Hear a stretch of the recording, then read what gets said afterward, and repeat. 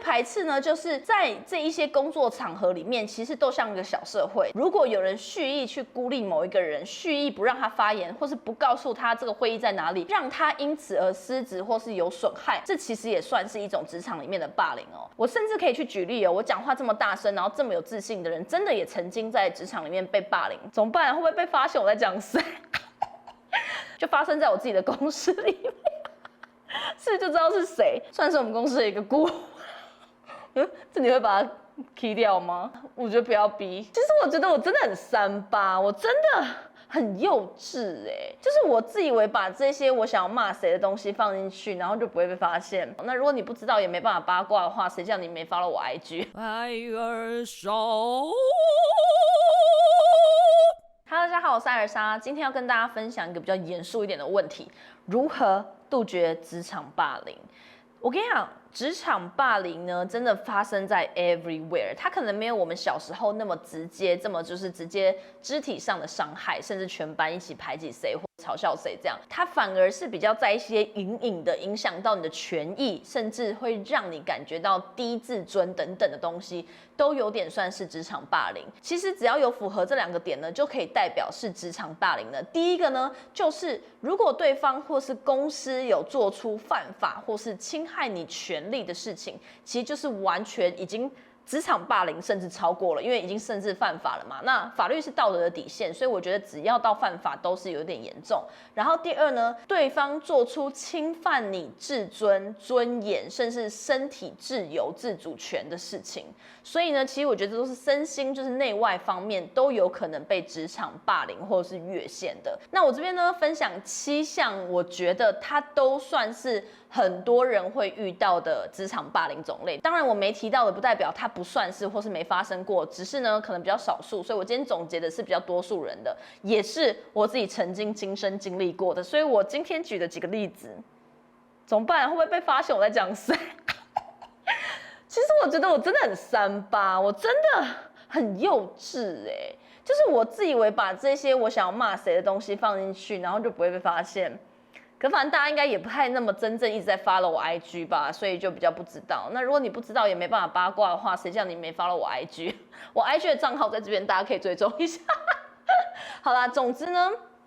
连我都曾经遇到的言语霸凌。言语霸凌是大家最常遇到的嘛？大家讲话有的时候是不小心的，甚至蓄意的就被言语霸凌了。很多是来自于同事，甚至是主管。那主管呢，我觉得更不该啦，因为在一个公司，它其实像是一个小社会，这些主管代表的是一种权力位置比较高的，然后甚至会代表是在社会地位比较高阶层的人。他如果是这样来霸凌你的话，我觉得那个威力还有影响的严重性，真的会对身心比较不 OK。所以我觉得，身为主管或是权力比较大的人啊，上位者真的要更小心谨慎你的言行举止，因为更容易伤害到其他可能曾经敬仰你的人啊，或是在组织结构里面相对是在你的管辖之下的人，他们可能真的会比较容易受伤一点。那我觉得呢，言语霸凌呢是一个大家都要想办法在平常的时候保有这个界限，也就是说你在被开玩笑的时候，你要适时的有一点幽默感，它到底是不是好笑而已，或是只是很久很久来的一次，那就 OK 就算了。那有的时候是人家太过超过的时候，你要去判断你的感受，然后想办法用正确的方式，不带情绪的方式沟通，让对方知道你的界限在这边。然后你要告知他说，你已经被侵害到你的自尊心，或者是你的一些自信的感觉。所以这样子的话，你就会在平常累积一个线，让这个线很明显的被大家看到，大家也不会轻易去跨过。那当然啦，这边有一个简单的定义呢，就是如果对方是贬低、嘲笑、侮辱、羞辱或是恐吓，甚至用冒犯的言语去打击你的自尊心和自信心，其实就已经算是言语霸凌。我甚至可以去举例我讲话这么大声，然后这么有自信的人，真的也曾经在职场里面被霸凌，就发生在我自己的公司里面，是就知道是谁。但我们公司呢，曾经就是找过一个前辈，然后那个前辈呢，算是我们公司的一个孤。这你会把它 key 掉吗？逼掉吧。哈，我觉得不要逼，太想要被大家听。好啦，总之呢，这个我曾经很敬佩的前辈，非常非常的女力代表这样子，但是呢，她却在一个很大的场合，然后台下全部都是有我的粉丝，也有学员，也有不认识我的人，反正就是将近200个人，然后对着他们就是演讲讲得很好，讲得很棒。但其中呢，他可能有个桥段想要开玩笑，他就对着大家说：所以呢，你想要像艾尔莎这样子，为了追求自由不 follow order， 然后很失控，然后大家都管不住的人吗？你想要变成像他这样吗？可以啊，那你就要去同时享受，那也要去准备承担这个代价。那他讲这句话的时候，其实就是他有笑一下，可是我当下是觉得说，我什么时候不 follow order 了？然后我这样子去付出了什么代价？就是讲的这个人好像很失控一样。然后其实过了好久一阵子，我一直在回想那句话，让我感受到我这么差吗？我在你眼里那么差吗？而且我也是第一次感受到，我这么敬佩的这个人，他竟然是这样子看待我。不管他是不是开玩笑，我会不理解他从哪里去兜出这些资讯，然后甚至还在大庭广众去讲这些事。我是甚至这么强健的自信的人，都被影响了1-2个月。因为我是一个很喜欢自我探索，可是我不喜欢那种检讨受害者，所以我也不会允许我自己去受伤害了以后又检讨自己。可是说真的，我在自我探索的过程中，我确实会不小心一直去想，是不是我真的这么差？是不是我真的很失控，然后给大家带来很大的困扰？所以这一段时间，我是真的觉得 ，OK， 我第一次感受到我真的被言语霸凌了。不然平常的时候，那种直接说啊，你自以为你是范冰冰，其实你是白冰冰，白冰冰是被霸凌了啊，就不是，不管是范冰冰或白冰冰或李冰冰或艾冰冰都很好。但是我以前就会因为我自以为我长得像范冰冰，然后就一直被嘲笑像白冰冰，是不是同时伤害到2个人？白冰冰也不想像我啊，我也不一定想要像白冰冰。可是白冰冰其实年轻的时候，是不是可以找一下照片？人家非常的正，好不好？而且人家就是事业很有成。我常被这样很直接的霸凌，然后或者是小学的时候，我就很常被骂不啊，因为我很大声，或者是不啊。我的外号就叫不啊，或是阿嬷，我国中都被叫阿嬷，就是人家那个我的好朋友是班花，都被叫什么不知道，就是很好听的那种什么水啊，或什么水什么，但我就被叫阿嬷很不啊，我就不爽，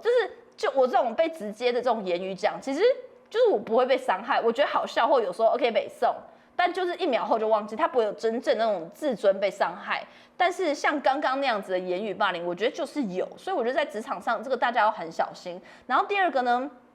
社会排斥。社会排斥呢，就是在这一些工作场合里面，其实都像一个小社会。那在这种小社会、小聚会、小聚餐，或是讨论的 teamwork 里面，如果有人蓄意去孤立某一个人，蓄意不让他发言，或是不告诉他这个会议在哪里，让他因此而失职或是有损害，这其实也算是一种职场里面的霸凌哦。所以我举例哦，就是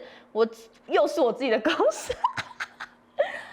我竟然会被我自己的公司 fire 掉这件事情呢，是以后我再跟大家分享。那一阵子呢，我真的每天都在看贾博士的当时被自己的公司 fire 的那个影片还有故事，然后去想我怎么像他一样，几年后光荣回归。但至今好像还是没回归。但你看自己也会被自己的公司、自己创的公司给这样子 fire 的，这是就是很常见的。我们也请了一个顾问，然后这顾问呢想要帮我们组织重整。那在组织的重整的过程中呢，他就说他要做一件很大事情，就是跟全部公司的员工每一个人1对1，然后聊完每一个人的心事，还有每一个人的工作量了以后，再做下一个决定，然后做重整。然后我就很期待、很开心。结果呢，竟然在我没有去参与会议的某一天，全公司的每一个人都1对1完成了。就只有我没被1对1到，然后结束以后，我其实还 hold 住我的情绪，因为我们不要在公司、不要在职场上太情绪化嘛。我就很冷静的回去问他说，为什么你没跟我1对1到，然后你就做出了一些决定，然后伤害到我的权益，就是要我走人嘛。然后他直接回答我的是说，因为你的股份不够大，你不是真正的大老板，那我今天的领的顾问薪水其实就是1份而已。那我为什么要从工去做2件事情呢？我们来高效好不好？所以我们不要去做这种浪费时间的事情。于是呢，我就只得接受这个事实，算了啦，反正我就接受。我们的人生就是要努力 move on， 好不好？下一个呢是否定或歧视。否定或歧视，其实它的意思就是说，让你不去参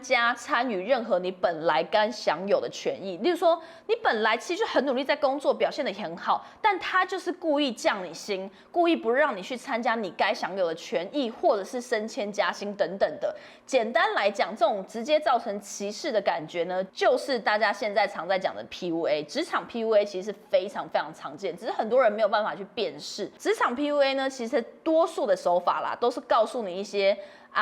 你在哪些事情可能表现的不是那么如意，那这个如意呢，好不好呢，也是他自己去定义的，都不是真的那么公平的机制。那甚至他也不一定可以讲出什么所以然来，但都讲一些很洗脑式的东西，让你被告知你就是这么差。那就是因为你那么差，我才要给你多少的机会，多少的东西，然后这些东西就算你觉得很差很烂，不想要，但都是给你的一个赏识，所以它都是一种 PUA 的概念。那我真的有员工。也有我自己的经历，是真的有被 PUA 啦。其实能 PUA 我的人是蛮厉害的，是真的，就是真的很厉害。因为我这个人是很难被洗脑，还有被 PUA。可是我也是今年才遇到这件事情。但我举我自己曾经的某一位员工哦，他在我离职了以后呢，他就跑过来认真的问我说 ：“Elsa， 我想要问你一个真相，你告诉我答案就好了。请问是不是你？”让我们全公司的员工，还有我们几个薪水低到3万都领不足，这么低的薪水是因为我们很差，这是你讲过的话吗？那我当然就是去跟他对一些截图，对一些对话，就才跟他，就是他才相信我说我真的没讲过这些话，然后甚至我还给他一些证据，是我帮他争取过加薪，那当然都没有成功嘛，所以他的薪水其实是蛮低的，是真的比一般人还低。那我就从他给我的一些资讯之下，我才发现哦。他完全是在这个被对话过程中，就是被职场 PUA 了。所以他的那个程序，其实就是对方先跟他讲说，你有这个工作机会，其实是已经非常非常棒的荣耀了。你要享受这个荣耀，有多少人想要抢？好，讲完了以后，再跟他讲说，你最近哪些事做得不错，可这些事情对公司也没有很大的帮助，但你哪些事做得真的很差、很差、很差，是让我们公司没有办法有进展的。所以呢，我给你这个薪水是对你非常非常棒的赏识，那你一定要好好努力，再争取一些机会，未来可能有希望，你就可以慢慢增长，就是会去卖一个未来。所以这里面没有那么直接，还有具体的职场 PUA， 可是已经带有一点点那样子的概念，所以大家可以去想一下，自己是不是曾经遇到，或是现在正在经历这样子的过程。那如果你有这样子的经历的话，相信我，你已经被职场霸凌了，赶快离开这样子的环境，或是有毒的人事物。一份工作，不管它再高薪哦，是真的不管再高薪，都不值得你卖命、卖尊严、卖掉一切。赶快离职，赶快换一个环境，甚至换产业，甚至顺便转职或去创个业都 OK， 不要一直待在这边，好不好？再来是侵犯隐私，我觉得这是最基本的啦。你不能随便去看同事的信件、email， 或是老板的那些印章啊，或是什么东西盗用，或是不能去偷看，反正其他人的一些文书的东西啦。这个东西其实就是已经在法律上都算是侵犯隐私了，或是去故意去截取别人的赖对话，去从人家手机里面去看，反正都不行。然后甚至偷偷录音、然后用一些针控，其实也都不行。这其实都算是犯法了。那这个我觉得大家要注意一下，因为有一些人他习惯对另外一半或是在家里就是这样子做事情，那他可能会觉得这也没什么，甚至有趣或等等的。但其实如果你在工作上的话，有人比较在意，或是有人比较有法律意识，或是隐私意识的话，他很容易就会对你提告，或是提出一些他觉得他的权益被侵犯了。那这个东西都是在公司或职场里面其实是不对的，都有机会有犯法的可能。然后接下来这个身体霸凌呢，其实它就是一个职场最直接的霸凌啦，只是很少人在这个文明的社会，还有这么成年的年纪里面会去做到身体霸凌，我觉得这是比较少数的啦。我真的没有办法想象大家动不动就是要互打那样。就不太可能，但是我之前曾经在我的一间公司里面，真的有几个主管，他们一言不合，然后都是男生，就真的打起来，那个真的有吓到我，所以大家还是不要太以情绪去做事和面对和沟通应对，因为很容易情绪到一个巅峰点的时候，就会想要动手，这时候就会有身体霸凌，而且身体霸凌哦，不是像小时候叫家长来一下就好，或道歉一下就好。身体霸凌，如果去验个伤，或是叫个警察麻烦一点，其实都是有刑事责任的，所以这个大家也要去注意一下。然后再来呢，就是建立联盟来排挤别人，跟我刚刚前面讲的那种歧视啊，是那种上司啊，或者是整个公司一个组织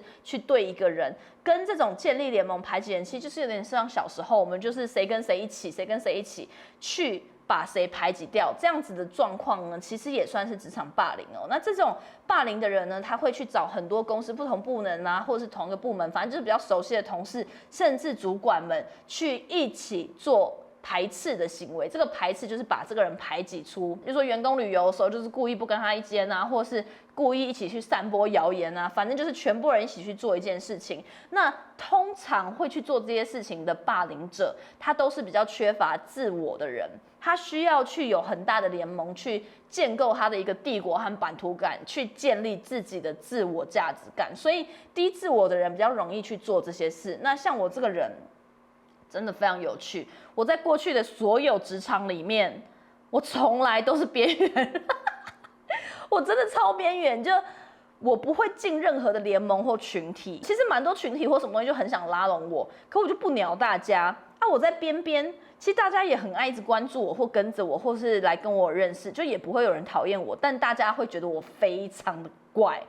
我也很 enjoy 呀，我就很怪，我想要自己在自己的世界做好自己的事情就好了，然后找几个我喜欢的同事聊聊天，其他我在同事或是在这个公司里面，我就懒得建立其他的感情。就我自己也是一个非常简单、很直接的人啊，所以呢，我觉得是因为我的自我一直都蛮满足的。当然，我会有人生不同的期间、不同的一些问题和状况，但自我这一块，我觉得它都没有太多的缺失，所以我就不会去做这些事情。所以，如果你真的想要先隔离还有杜绝职场霸凌的话，你可以去思考一下，你在职场里面建立人脉或关系的时候，尽量去远离那些比较低自我的人，因为他们可能遇到不顺心的事情，或是遇到你们两个什么抢同一个工作，他输你啊，或是老板一直在赏识你，没有赏识他，然后就是产生了嫉妒一些的情绪的话，这种低自我的人，他会把这种力量还有这种负面的感受，把它转变成一种他想要反击的力量，那他可能就会去做出一些伤害你的事情。那其中一个方式，他可能就会去散播你的一些不好的名声啊，或者是诋毁你啊等等的，或是去用这些作为去巩固一些其他的人，把他们拉拢进来一起来对抗你。这是低自我的人很常去做的一种职场霸凌。那最后一个当然就是因为现在 Me Too 事件非常多，就是职场性骚扰。那我觉得性骚扰这件事情不一定真的是身体上的一个对你的意志的侵害，它其实是如果你 po 一张比较清凉啊，或是比较自拍或干嘛什么的东西，反正你觉得没什么，甚至你也只是想要展露你的身材，但你的同事或是主管或其他人异性的人，甚至同性也有可能，他就是回一个说要不要怎样啊什么样，就是一个骚扰的话，或是让你觉得不舒服的话，它都算性骚扰。所以我跟你讲，性骚扰它的范围其实非常非常广哦，不是只是真的是被侵害了或有实质上的伤害、身体伤害才有，是这种生活里面在两性间没有被尊重，或是你在性意识上的，例如说你穿的比较暴露，你就是奶很大，然后穿起来看起来比较性感，就因此很容易被注目，甚至会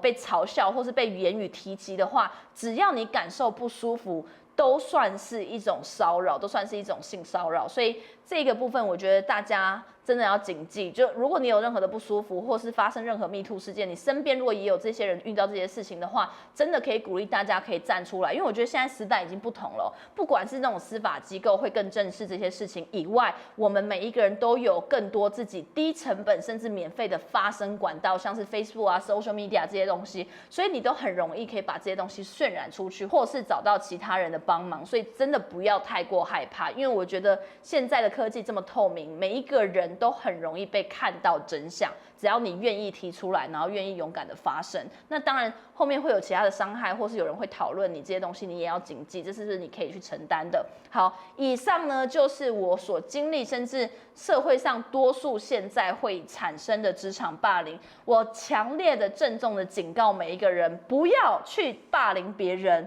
也不要让自己轻易的成为职场被霸凌者，因为不管是哪一方，被伤害或伤害人的人都不会好过，然后甚至你在职场里面的表现也不会更好。请大家专注在事情本身、自我本身、成长本身，可以让社会、公司大家的生活更好，然后经济循环更好，景气更好，好不好？不要一直做一些很无意义的事情，伤害自己、伤害组织、伤害社会、伤害公司、伤害整个世界人类的和平，真的很猛汤，很猛汤。好不好？好，那希望大家可以在职场里面顺顺利利，不要被霸凌，也记得继续订阅艾尔莎频道，悄悄。